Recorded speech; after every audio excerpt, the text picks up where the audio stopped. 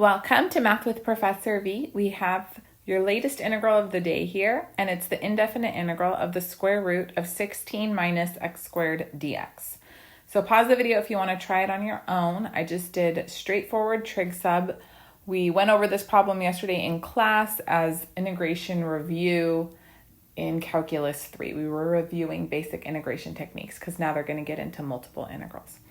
So to start things off, you need to recognize that because underneath the radical, we have a constant squared minus a variable quantity squared, we're making the trig sub where we let x equal 4 sine theta. If you need to remember what the cases are, when you have a constant squared minus variable quantity squared, that's when you let x equal a sine theta.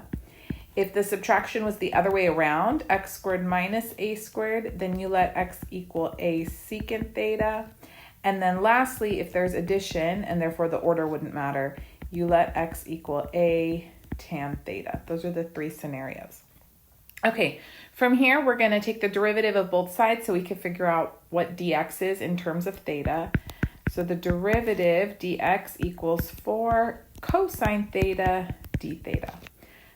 So now our task is let's rewrite this original integral all in terms of thetas. So now we have square root 16 minus x squared would be 16 sine squared theta times this dx is all of this, 4 cosine theta d theta.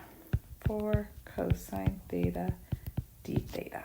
Okay, now the whole point of doing trig sub is so you can clean up the expression under the radical with your Pythagorean identity. So I can factor out a 16, and then I have 1 minus sine squared theta, and that's all underneath the square root sign. So this is going to give me square root of 16 times, let's replace 1 minus sine squared theta with cosine squared theta. And then we still have this 4 cosine theta d theta sitting out there. Okay, very nice. Now let's break things down further. Square root of 16 is 4. Times another 4 means I have 16. I can take that outside. Now, technically, square root of cosine squared theta is absolute value cosine theta. And then we have another cosine theta d theta over here. But when we do trig sub, we restrict what quadrants theta is in, so we don't have to worry about keeping these absolute value bars. And most of the time, I don't even write it. And you can just jump straight to using the positive cosine theta times another cosine theta gives us cosine squared theta d theta. Okay, good. Now what to do from here? You need to use another identity. It's not helpful to replace cosine squared theta with 1 minus sine squared when you're trying to integrate. No. Instead, you need to use your half angle identity. So we're going to replace cosine squared theta with 1/2 times 1 plus cosine 2 theta d theta. Okay, and then from here you should be ready to roll.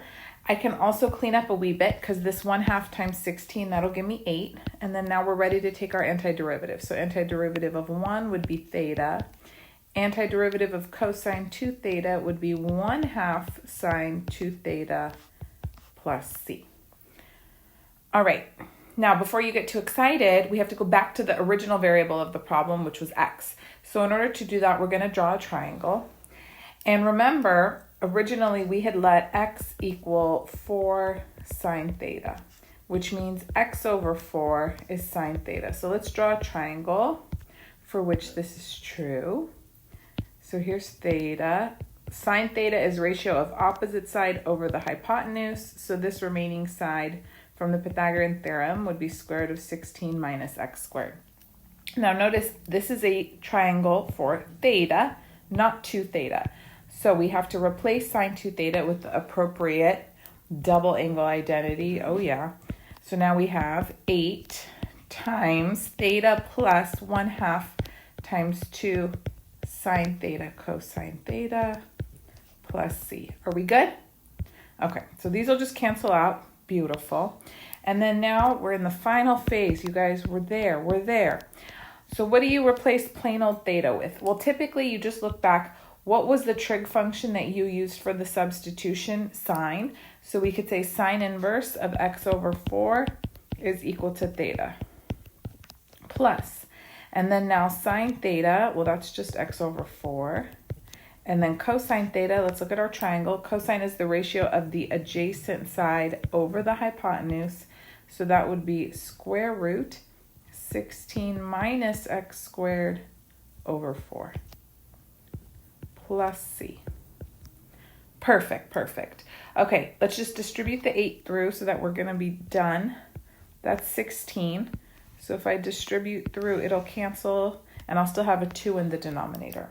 So our final beautiful answer should be 8 sine inverse of x over 4 plus x times square root 16 minus x squared over 2 plus c. Voila. How was that? Pretty straightforward, hopefully, but just good review of your identities and basic skills, right? When you're doing trig sub in your integration. So we're starting multiple integrals, like I said, in Calc 3. Maybe I'll record me going over homework today in class. And then from there, it just kind of builds. And then we have the chapter on vector calculus coming up. Only 4 weeks left. That's the neat thing with summer, is it's so accelerated, but it goes by quickly. I think we're having a blast. Anyways, how did you like this integral? Did you do something different? I'm curious to hear. Let me know in the comments down below. And if you need to review trig sub or any of your other integration techniques, I would jump to the Calculus 2 video lectures playlist or the Integral of the Day playlist. I have so many on there. It'll help you brush up your skills and sharpen them in no time. Don't forget to give the video a thumbs up. Subscribe if you haven't already. You can also catch me on Instagram, TikTok, Math with Professor V. I'll be back sooner than later. Love you guys. Bye.